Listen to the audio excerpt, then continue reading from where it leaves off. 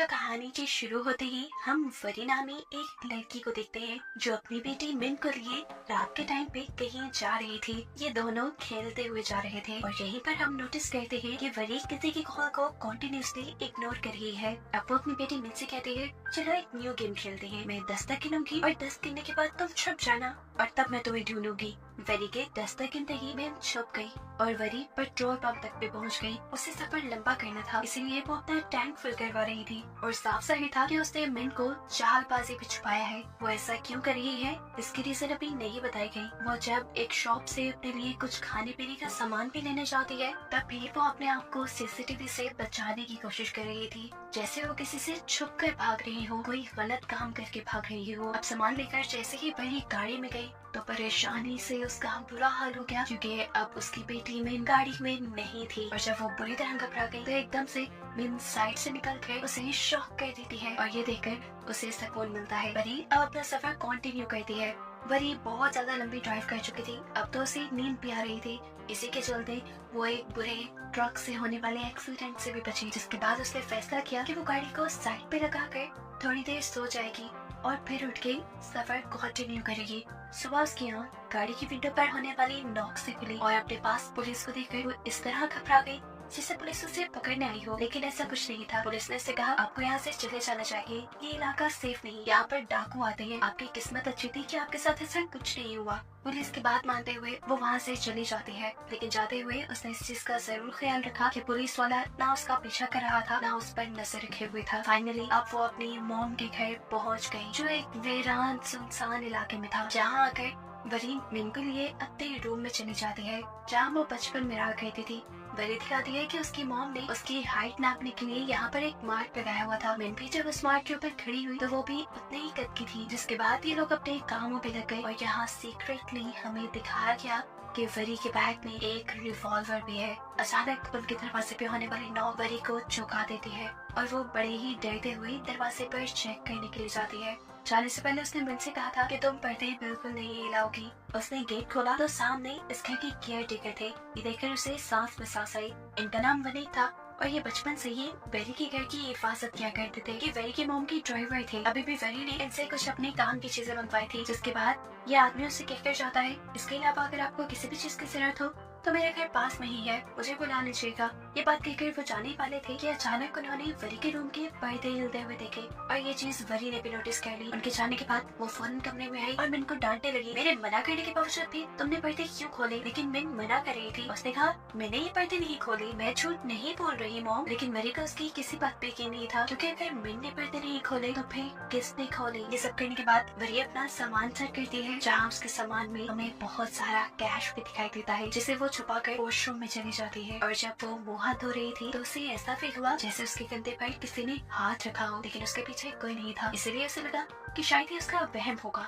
खाना खाने के बाद वरी और मिन टीवी देखने के लिए बैठ जाते हैं, लेकिन टीवी के ऑन होते ही उन्हें टीवी के अंदर एक अजीब और गरीब सा साया दिखाई देता है, जिसे देखते ही मिन डर जाती है और टीवी भी फौरन बंद हो जाता है। मौसम भी अचानक ही खराब हो गया। वरी को भी अब हल्का सा डर लगा था, लेकिन वो मिन को ये सब शो नहीं कर सकती थी, इसलिए वो मिन को लिए सोने चली जाती है। रूम में जाने से पहले इन्हें वहाँ पर एक लॉक कमरा दिखाई देता है, जिसके बारे में विन जब वरी से पूछते हैं कि इसके अंदर क्या है तो वरी जवाब में कहती है, इसके बारे में तो मुझे भी कुछ नहीं पता क्योंकि आज तक मैं इस कमरे में गई ही नहीं। खैर अब अगला दिन हो जाता है। वरी और मिन जब खाना खा रहे थे तो एकदम से दोबारा उनके घर की लाइट फ्लिकर होने लगी और इसी टाइम पर मिन को वरी के पीछे एक बहुत ही खतरनाक भूत दिखाई दिया, जिसे देखकर वो चिल्ला दी। वरी को लगा कि शायद मिन अंधेरे से डर रही है और फिर उसे याद आया कि उसके घर पर तो जनरेटर भी है। वो मिन को लिए जनरेटर ऑन करने के लिए चली गई। जहाँ जाने पर उसने देखा कि वो जनरेटर बहुत बड़ा था। ये जनरेटर तो किसी नल को बिजली सप्लाई करने वाला लगता था।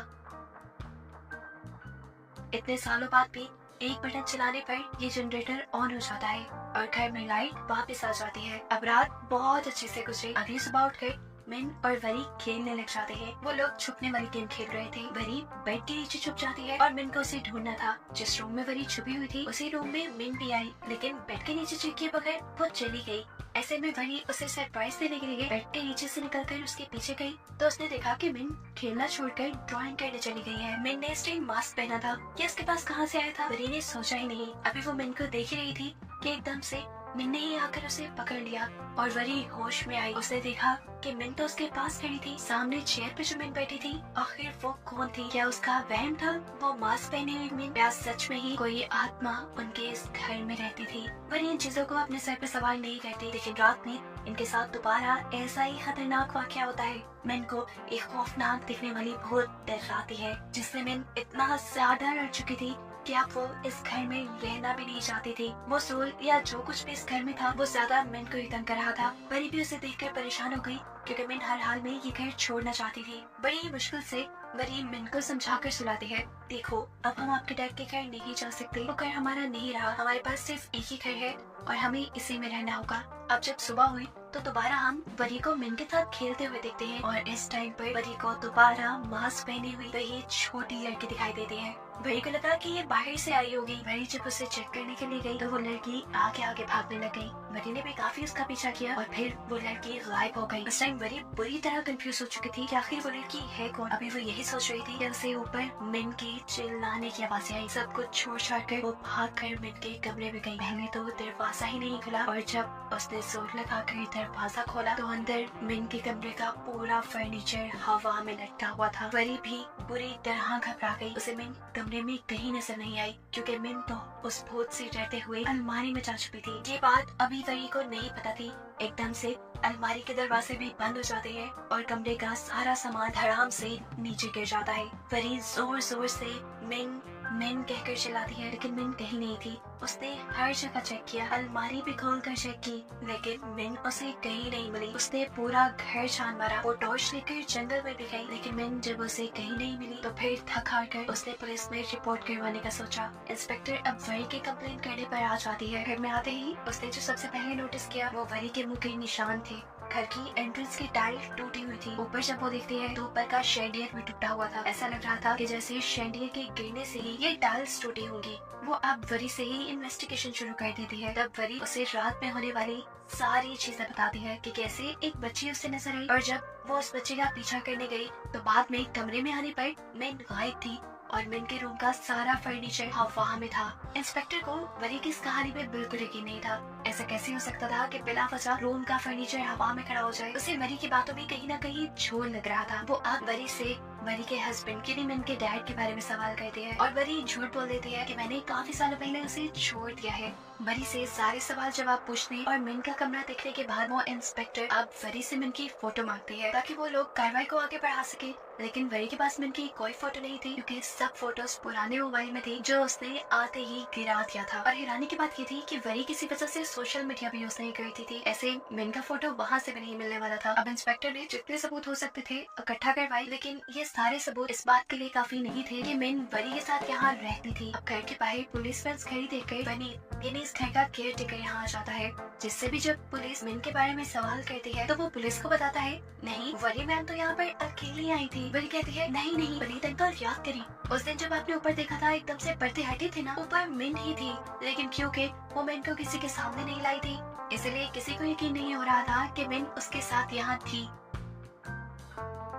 अब पुलिस को लगने लगा था कि वरी को कोई साइकोलॉजिकल इशू है, जिसकी वजह से उसे लग रहा है कि उसकी बेटी उसके साथ ही है। यहाँ तक कि पुलिस को तो ये भी शक होता है शायद वरी की कोई बेटी ही ना हो। अब इंस्पेक्टर को वनीत और वरी की बातों से पता चला था कि वरी काफी सालों बाद यहाँ आई थी। वो वरी से पूछती है, अच्छा तो बताइए कि आप आई कहाँ से हैं? इस टाइम वो झूठ नहीं बोलती और सच बता देती है कि वो पिछले ही हफ्ते बैंकॉक से आई है। वो किस रास्ते से आई, रास्ते में कहाँ रुकी, वो सारी डिटेल्स इंस्पेक्टर को देती है कि किसी भी चीज की मदद से वो सिर्फ मिन को ढूंढ लाए। इंस्पेक्टर उसकी बात मानते हुए इन्वेस्टिगेशन शुरू कर देती है और उसके बताए रास्तों की सीसीटीवी फुटेज चेक करवाती है, लेकिन किसी भी सीसीटीवी फुटेज में मिन थी ही नहीं। जैसा कि हमने शुरू में देखा था कि वो खुद मिन को सीसीटीवी से छुपा रही थी। अब सारा मामला समझने के बाद इंस्पेक्टर को यही लगा कि मिन शायद इस दुनिया में एग्जिस्ट ही नहीं करती, इसीलिए वो मिन के गायब होने की रिपोर्ट नहीं लिखते। एक रात तो वरी भी खामोश हो गई, लेकिन फिर उससे रहा नहीं गया। परेशानी में पागल हुए पुलिस स्टेशन जाकर उससे सब कुछ साफ साफ बता दिया कि मैं झूठ नहीं बोल रही, मेरी एक बेटी है और मैं उसे 1 ही हफ्ता पहले बैंकॉक से लेकर आई हूँ, बहुत मुश्किल से अपने हस्बैंड से बचाकर। मेरे हस्बैंड मुझे मारते थे, इसी वजह से वो छुपकर यहाँ आ गई। उसने अब ये भी सच बता दिया था कि आने से पहले उसने अपने हस्बैंड पर जानलेवा हमला किया था। अपने हस्बैंड पर उसने गोली गोली चलाई थी और ये बताते हुए वो रो पड़ी क्योंकि अब वो भी मुलजिम थी। पुलिस उसके ऊपर भी केस बना सकती थी। यहाँ पर वरी पुलिस से भी कहती है मुझे शक है कि मेरे हस्बैंड ने ही मिन को कहीं गायब किया होगा। वो बहुत पावरफुल है, वो जर्नल है। पुलिस वालों को इंसिस्ट करने पर वरी अब अपने हस्बैंड को कॉल मिलाती है और गुस्से में उसे डांटने लग जाती है कि मैं जानती हूँ तुमने ही मिन को किडनैप करवाया है। अगर तुम्हें पता है मेरी बेटी के बारे में तो मुझे बता दो। लेकिन जवाब में उसका हस्बैंड कहता है पागल तो नहीं हो गई, मैं तो ये भी नहीं जानती कि तुम भाग कर गई कहाँ पर। मैं मिन को कहाँ से किडनैप करवाऊंगा और क्या हुआ है मेरी बेटी को। ऐसे बहसबाजी देखने पर इंस्पेक्टर ने वरी के हाथ से फोन ले लिया और खुद वरी के हस्बैंड से बात करने लगी। उसको सारा मामला बताया कि कैसे वरी गायब हुई है। इंस्पेक्टर उसके डैड से कुछ फोटोज मंगवाती है मिन की और अब फाइनली रिपोर्ट फाइल होकर मिन को ढूंढने की कार्रवाई शुरू हो जाती है। वरी के अंकल वनी, पुलिस इंस्पेक्टर, बहुत सारी पुलिस फोर्स और गाँव वालों के साथ वरी खुद जंगल के अंदर जाते हैं, लेकिन घंटों की छानबीन करने के बावजूद उन्हें मिन वहाँ कहीं नहीं मिलती। थका कर इंस्पेक्टर वरी को लेकर वापस आने लगते हैं। अब बारिश भी हो रही थी। इंस्पेक्टर का बारिश में बैठना बिल्कुल भी सेफ नहीं था, इसलिए वो लोग वरी के घर पे आ गए। अब इस घर में आने पर इंस्पेक्टर को वो रूम नजर आता है जिसके ऊपर ताला लगा हुआ था। इंस्पेक्टर इस रूम के बारे में पूछते हैं तो वही जवाब देते हैं कि ये रूम कई सालों से बंद है, इसे तो मैंने भी कभी नहीं देखा। इसके अलावा मैंने सारे कमरे दसों बार चेक किए हैं लेकिन मिन कहीं नहीं है। पुलिस इंस्पेक्टर उसकी बातों पे ज्यादा ध्यान ना देते हुए इस कमरे के ताले को तोड़ती है क्योंकि इसकी चाबी उनके पास नहीं थी। इसको खोलते ही पुलिस इंस्पेक्टर तो क्या वरी भी हैरान परेशान रह गई। ये दरवाजा एक सीक्रेट बेसमेंट तक जाता था। ये लोग दबे पांव उस बेसमेंट के अंदर जाने लगते हैं। इस चीज से अनजान कि वो रूह जो इन सब को तंग कर रही है वो इस वक्त ठीक इन दोनों के पीछे है, जिसे मूवी में दिखाया भी जाता है। इस बेसमेंट के अंदर बहुत सारी मशीनरी लगी हुई थी और एक कैबिन भी बना हुआ था कांच का, जिसे देखकर इंस्पेक्टर तो समझ गई कि ये किसी किस्म की लैब है और यहाँ पर एक्सपेरिमेंट्स होते रहे हैं। लेकिन वरी सच में इन चीजों के बारे में नहीं जानती थी। मेयर की कैबिन के ठीक ऊपर ब्लैक कलर का गोल सर्कल बना हुआ था, जैसे किसी चीज के जलने की वजह से बना हो, लेकिन शॉर्ट सर्किट की वजह से इतना प्रॉपर गोल सर्कल बनना पॉसिबल नहीं था। ये लोग जब चेक करते हैं तो इसी बेसमेंट के ठीक ऊपर वाले रूम में फ्लोर पर भी ऐसा ही सर्कल था और इससे ऊपर जो रूम था वरी का, वहाँ के फ्लोर पे भी सेम ऐसा ही ब्लैक सर्कल था और ऊपर वाले होल के ऊपर वही अलमारी थी जिसके अंदर से मिन गायब हुई थी। इन चीजों को देख और सुनकर तो फोरेंसिक वाले भी बहुत हैरान थे। फिर बहुत सी कोशिशों के बावजूद भी इन लोगों को मिन कहीं नहीं मिलती और नाचार इंस्पेक्टर को वरी को ये कहना पड़ता है कि उन्हें मिन कहीं नहीं मिली और ना ही मिन के मिलने की उन्हें कोई उम्मीद है। उदास परेशान वरी उन्हें कुछ भी न कह सकी और अपने घर रुक गई। इंस्पेक्टर वगैरह सब चले गए और रात भी हो गई। वो जैसे ही अपने बिस्तर पर सोने के लिए लेटी तो उसे फील हुआ जैसे कोई उसके घर पे घुस आया है। ये मिन भी तो हो सकती थी या कोई और। वो डर कर इंस्पेक्टर को कॉल कर देती है कि कोई इसके घर में घुस आया है और फिर अपने हाथ में गन लिए आहिस्ता आहिस्ता चेक करने के लिए जाती है। करीब आकर वरी ने देखा कि छोटी बच्ची जो मिन ही लग रही है वो 1 से 20 तक लेकर गिनती गिन रही है। वो जैसे ही इस बच्ची के पास जाती है तो वो बच्ची भागकर मिन के कमरे में चली जाती है, जहाँ जाकर वरी ने देखा कि सारा सामान पहले की तरह ही हवा में लटका हुआ है और ये देखकर वो बहुत ज्यादा डर गई। वो लड़की अलमारी में जा घुसी थी। उसे देखने के लिए वरी ने जैसे ही अलमारी खोली तो उस लड़की ने वरी को भी अंदर खींच लिया और वरी को ऐसा लगा जैसे वो कोई बहुत ही गहरे कुएं में जा गिरी हो। वो गिरती रही यहाँ तक के बेहोश हो गई। कुछ देर बाद जब उसे होश आया तो वो उसी शीशे के सेल में थी जो हमने उसके घर पर देखा था। इस टाइम उसके सामने उसकी मोम थी, जिसे देखकर वो खुद भी हैरान रह गई। अपनी मोम को देखकर वरी को वरी का बचपन याद आ गया। वो जब वो अपनी फैमिली के साथ टाइम स्पेंड करने के लिए तरसती थी, अपनी मोम के साथ टाइम स्पेंड करने के लिए तरसती थी। वो था कि 1991 का सीन सारे पास्ट में जा चुके हैं और हम वरी की बचपन की कहानी देख रहे हैं। वरी बहुत ज्यादा एक्साइटेड है क्योंकि आज उसे अपने मोम डैड के साथ सैर के लिए जाना है, लेकिन अनफॉर्चुनेटली उसकी मोम को साइट से कॉल आती है और पता चलता है कि डैम में कुछ गड़बड़ी आ गई है, जिसकी वजह से उसे फौरन ही डैम के लिए निकलना पड़ जाता है और आज भी वरी का प्लान कैंसिल हो जाता है। यहाँ पर हमें रिवील होता है कि वरी की मोम एक इंजीनियर थी। इन लोगों की बातों से यहाँ हमें पता चलता है कि ये लोग यहाँ पर जो कुछ भी बना रहे थे या कर रहे थे उसमें पिछली 35 बार से ये लोग नाकाम हो चुके हैं लेकिन इस मरतबा उन्हें उम्मीद है कि उनकी बनाई चीजें काम कर जाएंगी। आज 36वीं बार बहुत सारी उम्मीद लेकर इन्होंने दोबारा से वो मशीन ऑन की और मशीन ऑन करते ही इन्हें कुछ चीज देखने को मिला। जमीन जोर से हिली और इनके बनाए कंटेनर के ऊपर एक ब्लैक होल बन गया, बादलों का एक ब्लैक सर्कल जिसके अंदर से बिजलियां भी चमक रही थी और उसके अंदर कहीं से एक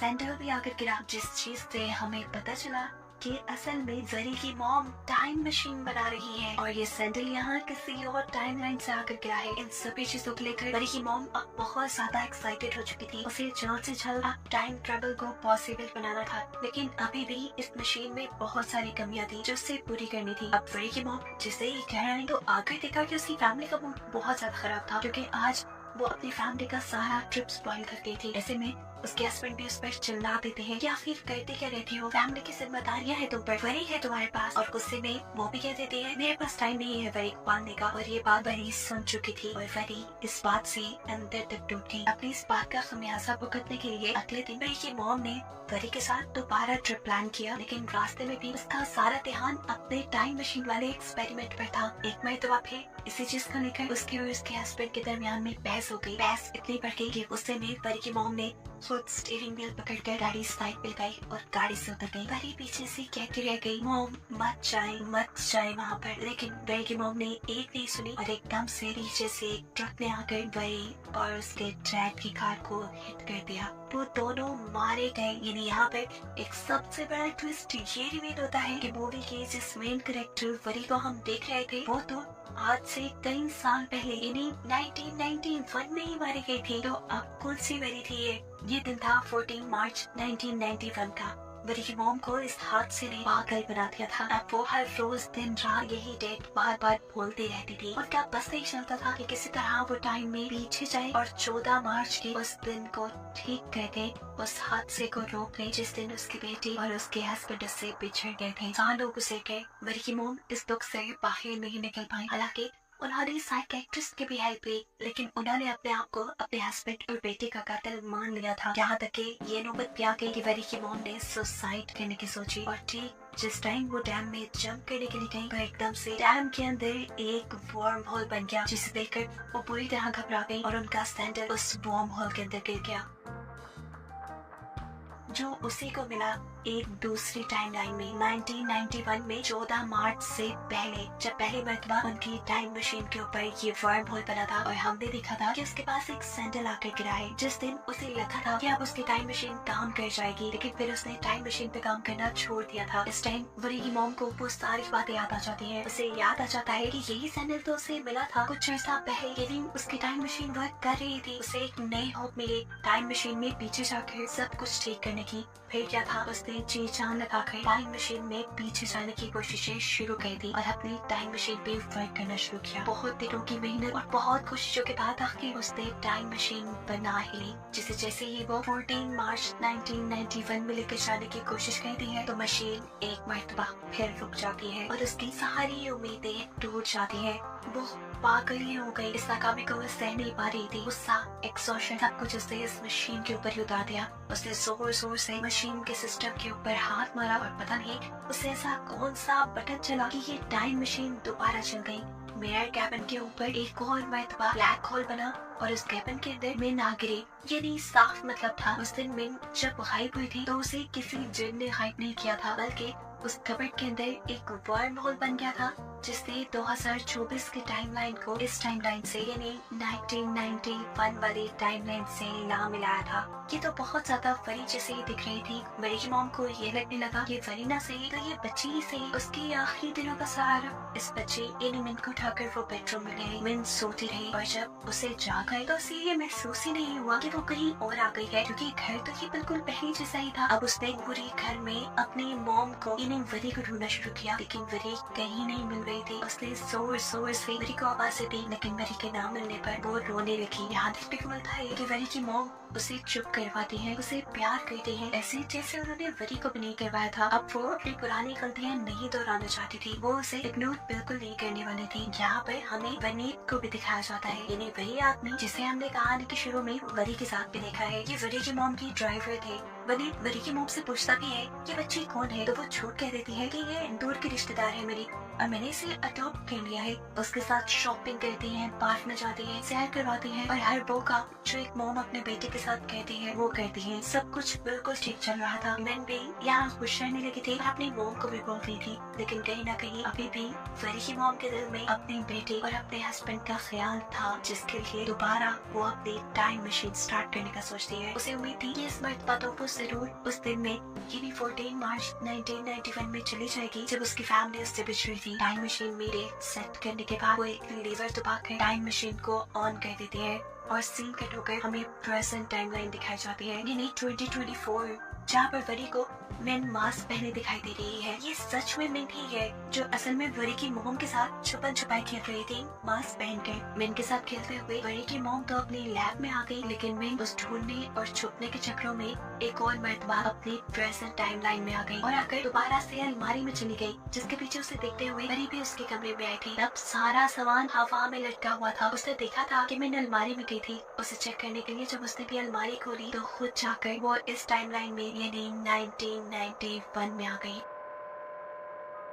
और सीन कट होकर हमें वहीं से दिखाया जाता है जहाँ पर इस ग्लास बॉक्स के अंदर वरी को होश आया है और वो अपनी मॉम को देखकर शॉक है। उसे खुशी है, परेशानी है, कुछ समझ नहीं आ रही, लेकिन वो मॉम कह गई है। और इस चीज से वरी की मॉम बहुत ज्यादा परेशान है क्योंकि उसने कभी इस लड़की को ना तो देखा है ना ही वो इसको जानती है। फिर वो लड़की उसे मॉम क्यों कह रही है? वरी को ये लग रहा था कि वो मरकर आफ्टर वर्ल्ड में आ गई है जहाँ पर उसकी मॉम भी है और ये उनका रीयूनियन है, यानी वो लोग दोबारा मिल रहे हैं। ही वरी अब अपने पॉकेट से गन निकालती है, जिसे देखकर वरी की मॉम और भी ज्यादा परेशान हो जाती है और उसे गन नीचे रखने के लिए कहती है। जबकि सीन कट होकर हमें प्रेजेंट टाइम में यानी 2024 में दिखाया जाता है कि अब पुलिस इंस्पेक्टर भी वरी के घर आ चुकी थी, जिन्हें घर आने पर अब तो वरी भी नहीं मिली। इन्होंने पूरा घर छान मारा, जंगल देख लिया, हर जगह देख ली, वरी कहीं नहीं थी। घर की तलाशी लेने पर इन्हें बहुत सारा कैश और पिस्टल मिले, जो ये साबित कर रहे थे कि वरी यहाँ से कहीं भागी नहीं बल्कि गायब भी हुई है। अगर वो भागती तो पैसे और चीजें लेकर ही भागती ना। सीन कट होकर दोबारा हम देखते हैं कि 1991 में वरी की मॉम वरी से उसकी गन लेकर उसे उसी कांच के महल में कैद करके वहाँ से चली जाती है, जबकि वरी चिल्लाती रह जाती है, मॉम मेरी बात सुनी, मेरे पास आई। सीन्स दोबारा प्रेजेंट टाइम लाइन में शिफ्ट होते हैं जहाँ पर इंस्पेक्टर वरी को ढूंढने के लिए इन्वेस्टिगेशन शुरू कर चुकी है। घर की डीप तरह से तलाशी में जा रही है, जहाँ पर इन लोगों को वरी की फैमिली की, वरी की मॉम और डैड की पिक्चर्स मिली है। इंस्पेक्टर अंकल वनीत को बुलाते हैं इन सारी चीजों के बारे में सवाल पूछने के लिए। अंकल वनीत बता देते हैं कि तस्वीर में जो लड़की है वो वरी की मॉम है। इंस्पेक्टर पूछते हैं वरी की मॉम क्या काम करती थी? तब वनीत अंकल बताते हैं कि वो प्रोफेसर थी और पास के ही हाइड्रोलिक डैम की इंजीनियर भी थी। वो वनीत से पूछती है कि घर में लैब क्यों बनाई गई है? लैब के बारे में तो वनीत को भी कुछ नहीं पता था। हाँ, बस वो इतना जानता था कि आज से 30 साल पहले वरी की मॉम यहाँ से ये सब कुछ छोड़कर जा चुकी थी। कई दिन इसी इन्वेस्टिगेशन में गुजर जाते हैं और 1991 वाली टाइमलाइन में भी कई दिन गुजर जाते हैं। वरी इसी तरह भूखी प्यासी रहती है और एक दिन वरी की मॉम उसके लिए खाना ले ही आते हैं। डरते हुए खाना उसके कैबिन में रखने के बाद वो उससे पूछती है, अच्छा बताओ कौन हो तुम और यहाँ क्यों आई हो? क्या मकसद है तुम्हारा? कैसे आई हो यहाँ पर? वरी बताते हैं, मैं इसी घर में रहती हूँ, पता नहीं कैसे मैं अपने बेटे को ढूंढ रही थी, वो अलमारी में जाकर छुपी थी, मैंने अलमारी खोली और पता नहीं कैसे वो यहाँ आ गई। अब ये जानकर कि वरी मिन को ढूंढने के लिए यहाँ आई है, वरी की मॉम ने दोबारा वरी का कैबिन बंद किया और ऊपर आ गए, क्योंकि अब वो मिन को खोना नहीं चाहते थे। उसने मिन को अपनी बेटी मान लिया था। वो अब वरी की निगरानी के लिए वनीत अंकल को भेज देती है, जबकि यहाँ पर वरी को अजीब घुटन होने लगी थी। उसे किसी भी हाल में या तो अपनी बेटी को ढूंढना था या अपने घर वापस रहना था। उसे कुछ समझ नहीं आ रही थी। अपने आप को यहाँ से छुड़ाने के लिए उसके जहन में एक आइडिया आता है। वो यहाँ दम घुटने का ड्रामा करते हैं और वनीत अंकल उसे चेक करने के लिए उसका कैबिन खोल देते हैं। इतने में ही वो वनीत अंकल को धक्का देते हुए वहाँ से भाग जाती है। वो अब सीढ़ी चढ़ते हुए बेसमेंट के उस दरवाजे तक आ जाती है जिसे हमेशा लॉक रखा जाता था। वहीं से उसे मिन गिनती करते हुए भी सुनाई दी। उसने मिन को आवाज लगाई इससे पहले कि मिन उसे देख ली थी। यहाँ पर वरी की मॉम आकर उसे यहाँ से ले जाती है और इतने में पीछे से वनीत अंकल भी वरी को पकड़ने में कामयाब हो गए थे। अब सीन यही से कट होकर हमें 2024 की दोबारा टाइमलाइन दिखाई जाती है। पुलिस, फोरेंसिक सभी लोग बुरी तरह वरी को ढूंढने की इन्वेस्टिगेशन कर रही है। ये मिस्टीरियस घर कैसे लोगों को निकल रहा है किसी को समझ नहीं आ रही। केस को थॉरली रीड करते करते इंस्पेक्टर को इसी घर से जुड़ा एक पुराना केस मिलता है। ये केस 1991 में फाइल किया गया था। इंस्पेक्टर इस फाइल को पढ़ना शुरू कर देती है। इसी फाइल में मौजूद सबूतों में एक रिवॉल्वर भी था, जिसे इंस्पेक्टर ने फोरेंसिक में टेस्ट करवाने के लिए भेज दिया। जब उसके बारे में इंफॉर्मेशन मुकम्मल होकर इन्हें पता चली तो इंस्पेक्टर भी हैरान हो गई, क्योंकि उस रिवॉल्वर को 2020 में खरीदा था, वो भी वही के हस्बैंड ने। तो ऐसा कैसे हो सकता था कि ये 1991 के सबूतों में हो? इन्हीं सारे सबूतों में इन्हें एक ऐसा पेज भी मिला जिसके ऊपर एक फोन नंबर लिखा हुआ था। और ये तो और भी ज्यादा चौंका देने वाली बात थी, क्योंकि 1991 में फोन्स हुआ ही नहीं करते थे। इंस्पेक्टर जब इसकी और जांच पड़ताल करती है तो उसे पता चलता है कि ये तो वरी का नंबर है, और यहाँ लिखा था कि ये नंबर लाश के पास से मिला था, और फाइल में लिखा था कि ये नंबर उस घर में पड़ी एक लाश के पास से मिला था। इतनी सारी चीजें जानने के बाद इंस्पेक्टर समझ गई कि वरी ही खुद टाइमलाइन में पीछे जा चुकी है, इसलिए तो उसका रिवॉल्वर भी 1991 वाले सबूतों में था और उसका फोन नंबर भी। अब उसे ये भी पता था कि 1991 में वो मर चुके हैं। ये जानकर वो और भी ज्यादा टेंशन में आ जाती है और किसी तरह 1991 में वरी को बचाने की कोशिश में लग जाती है। ऐसा वो कैसे करेगी ये भी उसे मालूम नहीं था। सीन कट होकर अब हमें 1991 टाइमलाइन का सीन दिखाया जाता है, जहाँ पर वरी की मॉम ने वनीत अंकल को सख्त इंस्ट्रक्शन दी थी कि लड़की किसी तरह इस कैबिन से बाहर न निकले। वो भी उसकी निगरानी में बैठे थे। वो बोर हो रहे थे तो उन्होंने रेडियो चला लिया। न्यूज कास्टर ने आज की डेट बताते हुए अपना प्रोग्राम शुरू किया। डेट थी 24 नवंबर 1991। ये सुनकर बड़ी बुरी तरह चौंक गई। उसने वनीत अंकल से कहा, कौन सा सन है ये? 1991। जवाब में वनीत अंकल ने कहा, तो इसमें इतना हैरान होने वाली क्या बात है? 1991 ही है। उसके लिए तो हैरान होने वाली बात नहीं थी, लेकिन वरी के लिए थी, जो ये बात समझ गई थी कि वो टाइमलाइन में पीछे आ चुकी है। ये सारी बात समझते ही अब वो वनीत अंकल को सारा मामला समझाने लगती है। देखिए वनीत अंकल, मैं वही हूँ, आप लोगों की वही। मैं फ्यूचर से आई हूँ और आपकी बहन वो मेरी मॉम है। वो मुझे पहचान नहीं पा रही। मुझे पता है मेरी बेटी भी यही आई होगी। उन्होंने मेरी बेटी बिन को कैद किया हुआ है। इसकी सारी बातें सुनने के बाद वनीत अंकल कहते हैं, चुप भी करो की लड़की। ये देखो, ये है हमारी परी जो आज से कई महीनों पहले ही मर चुकी है। अब इसी टाइमलाइन के अंदर यानी 1991 के अंदर हम मिन को देखते हैं, जो वही की मॉम के साथ खाना खा रही थी। तभी उसे वही की मॉम के पीछे वो खौफनाक भूत दिखाई दिया। वही भूत जो उसे प्रेजेंट टाइमलाइन में भी दिखाई देता था और तंग करता था। उसे देखकर वो चिल्लाने लगी और सीन कट होकर हमें प्रेजेंट का सीन दिखाया गया। यहाँ पर अब इन्वेस्टिगेशन के लिए वरी के हस्बैंड खुद आ चुके हैं, जो कि जर्नल भी है। उन्हें वरी और अपनी बेटी मिन का पता चलाना है। इसकी सारी डिटेल्स लेने के बाद ये लड़का उनसे पूछता है कि 1991 में वहाँ जिसकी लाश मिली थी वो लड़की कौन थी। पुलिस इंस्पेक्टर बताते हैं कि ये बात तो आज तक मिस्ट्री ही है। ये सारी बातें सुनने के बाद अब वरी के हस्बैंड वरी के घर चले जाते हैं इन्वेस्टिगेशन करने के लिए, और दोबारा से हमें 1991 वाली टाइमलाइन में वरी को दिखाया जाता है। उसे किसी तरह बाहर निकलना था, अपनी मॉम से मिलना था, उन्हें सारी बातें बतानी थी, लेकिन ये वनीत अंकल कुछ करने ही नहीं दे रहे थे। उसकी बातों से बक से अब वो तंग आ गए। ये सारी बातों का यकीन दिलाने के लिए वो बार बार बोल बोल के अपनी बातें समझाने की कोशिश करती है, लेकिन वनीत अंकल की बक से तंग आ जाते हैं और उसका कैबिन लॉक करते हुए बेसमेंट से बाहर आकर पहरा देने लगते हैं। और इस टाइम पर वरी को गुस्सा आ जाता है। इस गुस्से में इस शेड्यूल में वो जैसे पागल हो जाती है और अपने कैबिन का कांच ही तोड़ डालती है। इस चीज का अंदाजा जैसे ही वनीत अंकल को हुआ, वो भी फौरन उसे पकड़ने के लिए बेसमेंट के अंदर आए, उसे की गन लिए हुए। जैसे पहले कि वो ये गन चला देते, वही एकदम से उनके ऊपर ही हमला कर देती है और उन्हें नीचे गिराकर जमीन पर पड़ा हुआ कांच उनकी आंख में छुपा देती है, यानी आंख में स्टैब कर देती है, जिससे उनकी आंख पूरी तरह फट गई। और 2024 में आज तक उनकी आंख पे ये निशान देखा जा सकता है। वही उनको मार भी सकते थे, लेकिन उसने नहीं मारा, क्योंकि उसे वनीत अंकल से काफी लगाव था। वो अब बेसमेंट से बाहर निकल आई अपनी बेटी मिन को ढूंढने के लिए। थोड़ा बहुत ढूंढने के बाद से मिन एक कमरे में सोई हुई मिल भी गई, जिसे देखकर उसकी जान बचाना है। लेकिन इससे पहले कि वो ऐसा करती, उसकी मॉम उसके सामने आ जाती है और एक झटके से वरी को मिन से दूर करते हुए कमरे से बाहर ले जाती है। उन्होंने धक्का देते हुए वरी को रेलिंग के स्लैब लगा दिया और पूछा, कौन हो तुम, क्या चाहती हो? बड़ी अब ये बोली, मैं आपकी बेटी हूँ और मिन मेरी बेटी है। पता नहीं कैसे लेकिन 2024 से मैं यहाँ पर आ गई। मैं आपकी बेटी को नहीं मारना चाहती, मेरा ऐसा कोई गलत प्रोग्राम नहीं है। बड़ी की मॉम ये सब समझ भी सकती थी। टाइम मशीन तो उसने खुद बनाई थी, लेकिन उसे ये डर लग रहा था कि कहीं ये बड़ी मिन को ले ना जाए, उसकी बेटी उससे छीन ना ले। इसलिए वो उसकी बातें नहीं सुनती और उसे ट्रेनिंग से धक्का दे देती है। उसका सर पहले शैंडियर से टकराता है और नीचे गिरने के बाद शैंडियर आकर उसके मुंह में गिर जाता है, जिससे उसकी मौत हो जाती है और उसका चेहरा भी जल जाता है। ऐसे में कोई भी उसे देखकर पहचान नहीं पाया कि ये फरी ही है। यहाँ 2024 की टाइमलाइन में जहाँ इंस्पेक्टर इस सारे केस के ऊपर रिसर्च कर रहे थे, उन्हें भी बड़ी का जला हुआ चेहरा नजर आ रहा था, इसलिए वो नहीं कि ये वही ही है। लेकिन अब इस इंस्पेक्टर को बहुत कुछ जानने के बाद समझ आ गई थी कि 1991 में जिस लड़की की डेड बॉडी मिली थी, जिसे 1991 में कोई भी आइडेंटिफाई नहीं कर पाया था, किसी ने भी पहचाना नहीं था,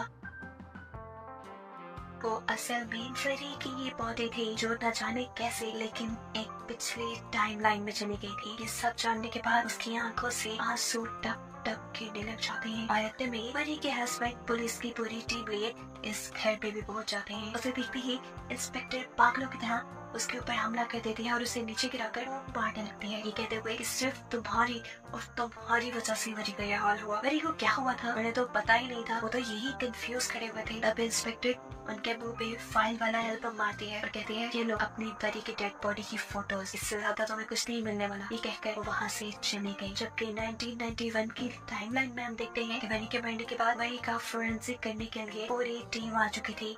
यह हादसा इतना अजीब था कि इसकी वजह से मिन के ऊपर भी काफी असर पड़ा था। बरी की मॉम मिन को लेकर हॉस्पिटल गई तो डॉक्टर्स ने बताया कि मिन की याददाश्त चली गई है और इसके बाद से वरी की मॉम ने मिन का नाम मिन छोड़कर वरी रख दिया, जिसके बाद वो इस छोटी वरी यानी मिन को यहाँ से लेकर ये घर छोड़कर चली गई और वरी की सोल इसी घर में भटकती रही। जिस सोल को इस मूवी में बार बार दिखाया जा रहा था वो और किसी की नहीं थी, बल्कि वरी की ही थी, जो अपनी बेटी के लिए यहाँ इस घर में थी, इसलिए वो मिन को ज्यादा नजर आती थी। काफी अर्सा गुजरा और मिन भी बड़ी हो गई, जिसकी शक्ल अब हूबहू वरी जैसी दिखती थी। और फिर कहीं जाकर वरी की मॉम को यकीन हुआ कि उस दिन टाइम मशीन के अंदर जो लड़की आई थी वो और कोई नहीं, यही मिन, यही वरी थी। और ऐसा कैसे हो सकता था कि एक वरी टाइम मशीन में भी थी, वो मर भी गई और एक वरी अब उनके पास भी है। इसी कंफ्यूजन में फंसकर ये प्रोफेसर यानी वरी की मॉम मर जाती है, जिनके मरने के बाद मिन यानी वरी बिल्कुल अकेली हो गई और उसने फिर शादी कर ली। और जब उसकी बेटी हुई तो उसने उसका नाम मिन रखा। काफी ऐसा तक उनकी लाइफ काफी अच्छी रही, लेकिन आहिस्ता आहिस्ता उनकी लाइफ भी